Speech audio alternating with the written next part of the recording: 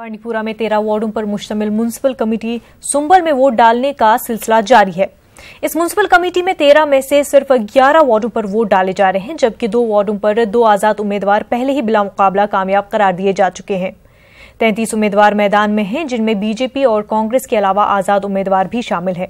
सुंबल में कई पोलिंग बूथों पर वोटरों की लंबी लंबी कतारें देखी जा रही हैं। इलाके में कुछ उम्र रसीदा अफराद भी वोट डाले देखे जा रहे हैं। कुछ वोटरों ने न्यूज 18 उर्दू से बात करते हुए कुछ सियासी जमातों की जानिब से इन इंतखाबात का बायकॉट करने पर नाराजगी का इजहार किया है।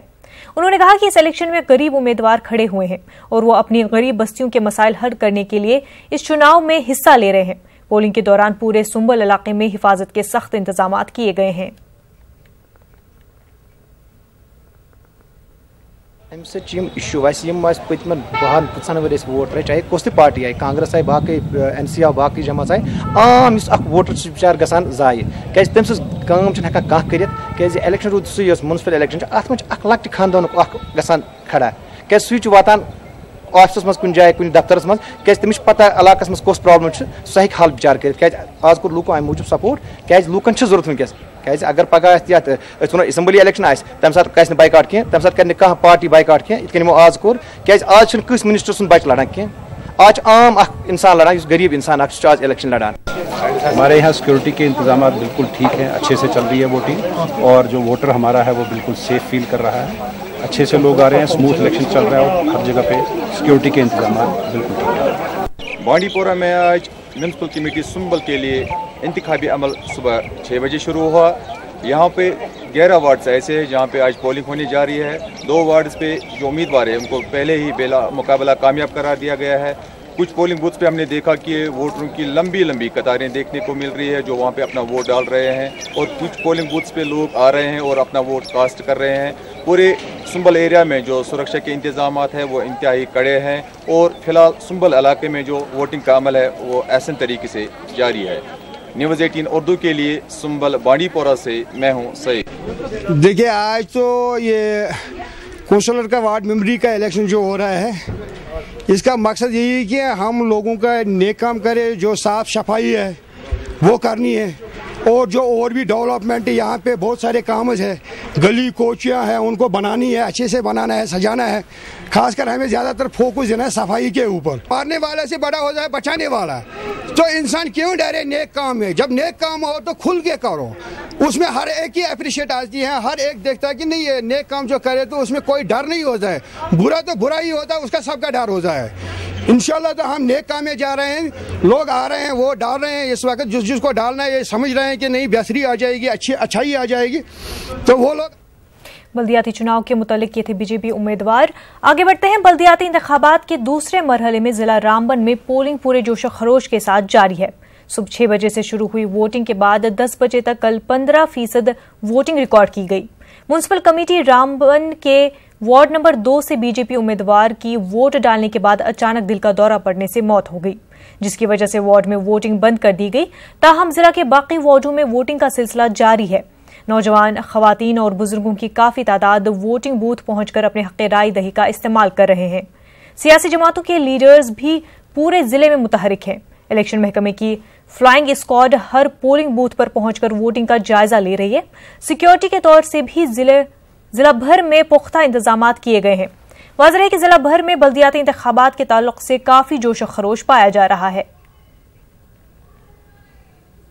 किसी को वोट देना आना चाहिए, ये हर किसी का हक है यहाँ पे वोट देने का और पार्टिसिपेट करना बहुत ज़रूरी है। यहाँ पे जो भी डेमोक्रेसी है ऐसी कोई बात नहीं है। आपको अपने वोट का सही यूज़ करना है, सही उम्मीदवार चुनना है जो आपका आने वाले टाइम पे आपका साथ दे और काम कर सके, जो आपको सपोर्ट करे और आपको भी सबको सपोर्ट करना चाहिए। तो यही सब एक वे है इस सिस्टम को चलाने का। सभी से अपील करती हूँ कि मेरे भाई और बहनों सभी आकर अपने वोट को कीमती वोट को इस्तेमाल करें।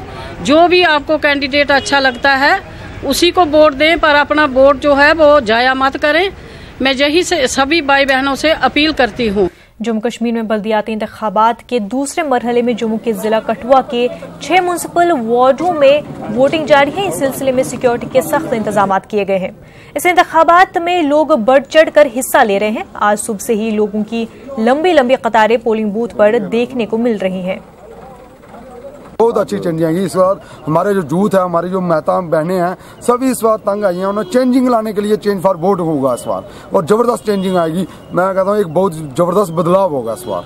नहीं उत्साहित हूँ कि मैं मेरे वार्ड का विकास हो, और मैं चाहती हूँ कि अगर जो भी चुना जाए वो अच्छी तरीके से काम करे। हमने इस बार पहले बहुत बार वोट किया, लेकिन कोई भी चेंजिंग महसूस नहीं हुई। इस बार हमने चेंज के लिए वोट किया, यूथ को वोट किया। तो मैं 3rd टाइम यहाँ पे वोट डालने आई हूँ। तो पहले हमें इतना अच्छा यहाँ पे रिस्पांस नहीं मिला है, इतना अच्छा विकास नहीं हुआ है। तो अब हम चाहते हैं कि यहाँ पे ज़्यादा से ज़्यादा इम्प्रूवमेंट हो।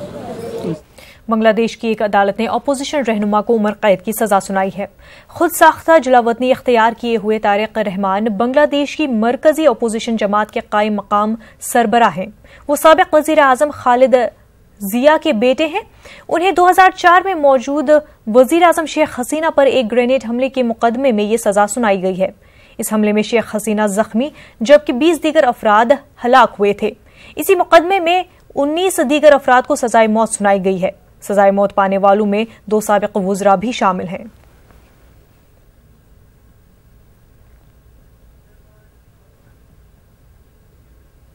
विधानमंडल की अक़लियती बहबूद कमेटी ने औरंगाबाद का दौरा किया।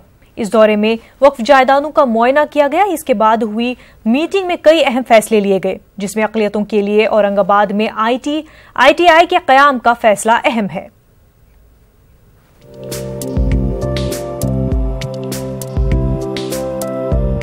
विधानमंडल की तश्कील करदा अक़लियती बहबूद कमेटी के अरकान ने औरंगाबाद का दौरा किया और जिला में अक़लियती तबक़ात के लिए जारी स्कीमात का जायजा लिया। औरंगाबाद के जिला कलेक्टर उदय चौधरी की क़यादत में हुई मीटिंग में औरंगाबाद में अक़लियती तबक़ात के लिए ITI का क़याम, अक़लियती तालीमी इदारों के करीब गर्ल्स हॉस्टल का क़याम और स्कॉलरशिप में जारी धांधलियों की रोकथाम जैसे अहम फैसले किए गए। कलेक्टर ऑफिस के अंदर एक डिटेल मीटिंग हुई और इस मीटिंग के अंदर कुछ अहम फैसले लिए गए हैं। एक अहम फैसला ये लिया गया है कि औरंगाबाद के अंदर एक माइनॉरिटीज़ के लिए ITI खोला जाए। ये एक अहम फैसला लिया गया। ये कमेटी जब आई तो हमने औरंगाबाद शहर के कुछ अहम इलाकों का दौरा कराया है, जहां पर करोड़ों रुपए की ज़मीन के ऊपर गैर कानूनी तरीके से अभी भी कंस्ट्रक्शन वर्क जारी है। जैसा जालना रोड का हमने पूरा इलाका दिखाया, वहां पर एक शॉपिंग कॉम्प्लेक्स बनाया जा रहा है कोई बाफना साहब के नाम से। क्रांति चौक का एरिया है जहां पर पूरी ज़मीन वक्फ बोर्ड की है, तकरीबन 7 एकड़ ज़मीन है, लेकिन पूरे की पूरी ज़मीन के ऊपर वहां पर कब्जा किया हुआ है। जो लोगों ने कब्जा किए हैं वहां पर छोटे छोटे दुकानदारों को वो किराए के ऊपर दे रहे हैं। तो यानी कि जो पैसा वक्फ बोर्ड को आना चाहिए वो पैसा कोई और ले रहा है। मीटिंग से पहले कमेटी के अरकान ने औरंगाबाद शहर के मुख्तलिफ इलाकों का दौरा करके वक्फ इमलाक में धांधलियों का जायजा लिया। कमेटी के चेयरमैन ने इस बात पर हैरत का इजहार किया कि वक्फ बोर्ड का अपना जाती दफ्तर तक नहीं है। हमारा वक्फ बोर्ड का कार्यालय हो, वक्फ बोर्ड की इमारत हो, उसका कार्यालय हो, अप टू डेट होना चाहिए, उसमें पूरा स्टाफ होना चाहिए, फुल फ्लेज स्टाफ होना चाहिए। स्टाफ ही नहीं तो काम क्या करेंगे? अगर सरकारी मशीनरी की तो सपोर्ट नहीं करेगी ना। जब तक हमारा ऑफिस फुल फ्लेज नहीं बनेगा, इंडिपेंडेंट नहीं बनेगा।